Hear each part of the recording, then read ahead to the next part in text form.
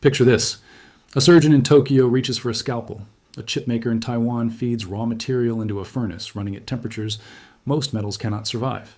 An engineer in Munich signs off on a wind turbine blade designed to last 30 years without corroding. 3 industries, 3 continents, 3 completely different technologies. And yet, quietly running beneath all of them is a single thread, one that leads back every single time to the same remote corner of the planet. Not a superpower, not a financial hub, a vast, sun-scorched land that most of the world barely thinks about except to picture its famous coastlines. This video is about what that land is actually hiding, and once you understand it, the way you see the global economy will never be the same. Welcome to Global Collapse Report. Today, we're pulling back the curtain on 5 materials found in extraordinary quantities beneath Australian soil. Materials so critical to modern technology, so deeply woven into global supply chains, that losing access to them would not just slow down industry. It would stop it. Your electric vehicle would sit dead in the driveway. The chips that run your devices would become impossible to make. The clean energy systems that governments around the world are betting their futures on would stall completely. These are not hypotheticals. These are the invisible pillars holding up modern civilization. And they are almost entirely concentrated in one place. Let us start with the one most people have at least heard of, even if they have never understood the true scale of it. Lithium, the foundation of the rechargeable battery age. Every phone, every laptop, every electric vehicle, every grid-scale energy storage system on Earth runs on lithium-ion chemistry. And here's the number that stops most people cold when they first hear it. Australia is responsible for roughly half of the entire world's lithium production. Not a major share, not a significant portion, roughly half. According to Geoscience Australia's own production data, the country has held the top position in global lithium output and shows no signs of giving it up.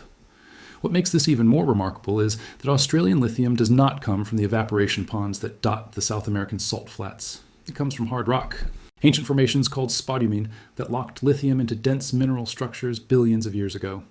The Greenbushes deposit in Western Australia, one of the largest and purest of its kind ever documented, has been producing since the 1980s, back when lithium was used mostly in lubricants and ceramics, and nobody imagined it would one day power a transportation revolution. That quiet mine, running in relative obscurity for decades, is now at the center of one of the most strategically important supply chains on Earth.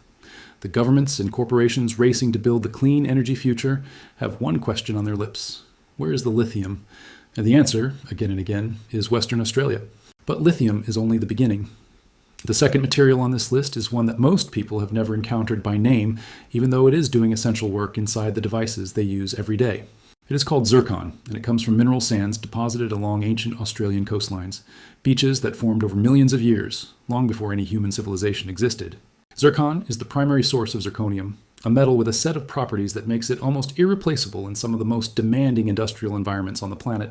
It resists corrosion at temperatures that destroy most other materials. It is used inside nuclear reactors precisely because it can contain radioactive fuel without degrading. It is used in the production of advanced ceramics for aerospace components and in the manufacturing environments where computer chips are made.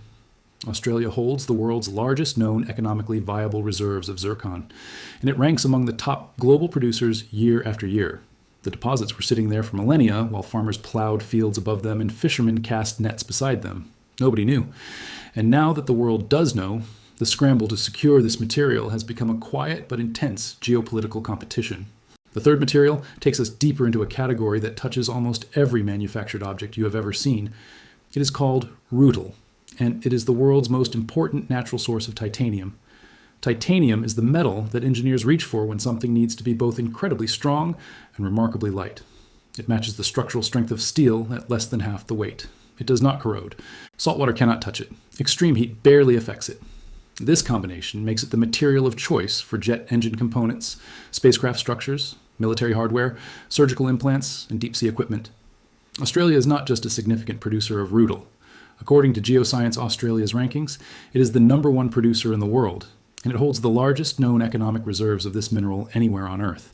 The next time you board a commercial flight, there's a meaningful chance that the turbine blades holding that aircraft aloft were built from titanium that began its journey as sand on an Australian beach. But titanium metal is only part of the story. Titanium dioxide, derived from the same rutile ore, is one of the most widely used industrial chemicals in existence. It is the compound that gives white paint its brightness, that sits inside sunscreen formulas, that appears in food-safe packaging and pharmaceutical coatings. Look around any interior space. The white walls, the white ceilings, the white packaging lining the shelves. Titanium dioxide is almost certainly in all of it. And Australia is the place where that supply chain begins. Now, for a material that does not make headlines, but is creating serious conversations in defense and energy policy circles around the world: nickel. While Indonesia currently leads in total nickel production volume, Australia holds what Geoscience Australia confirms are the world's largest known economic reserves of the metal, and more importantly, the right kind of nickel. Not all nickel is equal. The automotive and battery industries need high purity grades, and the nickel found in Western Australian deposits is naturally suited to meeting that standard. As electric vehicle production scales from millions of units per year toward tens of millions, the demand for battery-grade nickel is projected to grow faster than almost any other industrial metal. Supply chain managers at the world's largest automakers are already stress testing their sourcing strategies, and when they look for stable, high-quality, rule-of-law suppliers of the nickel they need, Australia is consistently at the top of the list. This is a story that is still unfolding. The nickel chapter of Australia's resource power has not been fully written yet, but the foundation is already there, beneath the ground, waiting. The fifth material is the one that might be the most quietly extraordinary of all. Most people cannot name it. Many cannot even pronounce it correctly. But if you are reading this on a smartphone, a tablet, or a laptop, you are holding the products it makes possible right now. It is called tantalum. Tantalum is a rare, dense, blue-gray metal that sits near the top of the periodic table in terms of melting point. It resists virtually every chemical that industry throws at it. It conducts electricity with precision and efficiency, and it can be processed into layers so thin they are measured in microns, layers that store electrical charge with extraordinary reliability in a component called a capacitor. Modern electronics are full of these capacitors. Every smartphone contains dozens of them. Every medical device that sends or receives an electrical signal depends on them. Every precision instrument that needs stable, compact energy storage uses tantalum. Australia holds some of the largest known economic reserves of tantalum on the planet. And the country stepped into the global supply picture at a crucial moment, when concerns about ethically compromised sourcing from conflict regions were forcing manufacturers to find alternatives. Australia offered something rare in the critical minerals world: scale, stability, transparency, and the rule of law. That combination, applied to a mineral the world cannot function without, is a form of quiet power that rarely gets discussed outside specialist circles. When you lay these five materials side by side, lithium, zircon, rutile, nickel, and tantalum, something larger becomes visible. This is not random geological luck. Australia's continent sits on some of the oldest, most geologically stable rock on Earth. Ancient cratons that have barely moved in billions of years have preserved mineral deposits that were erased elsewhere by volcanic eruptions, tectonic shifts, and deep erosion. The very stillness of the Australian geological record, something scientists have studied for generations, turns out to be an economic asset of almost incalculable value. And the rest of the world is beginning to understand this in ways that are reshaping foreign policy, investment flows, and supply chain strategy simultaneously. The United States, the European Union, Japan, and South Korea have all identified critical mineral security as a national priority. All of them have deepened their strategic partnerships with Australia, specifically because of these materials. The Australian government itself has committed significant public investment to develop a national minerals reserve and accelerate domestic processing capacity, recognizing that the window to shape the terms of this new resource era is open right now. This is the hidden story running beneath the electric car revolution, the semiconductor expansion, the green energy build-out, and the medical technology industry all at once. A continent most of the world pictures as beaches and wildlife is quietly functioning as one of the most indispensable material suppliers in human history.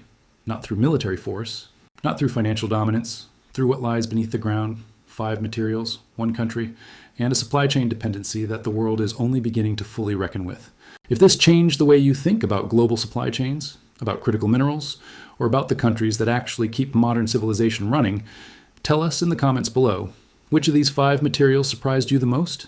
We read every single response, and we want to hear your thinking.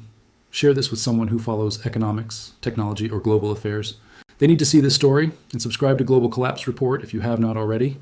We are here every week, finding the real forces behind the headlines. The next story is already coming. We will see you there.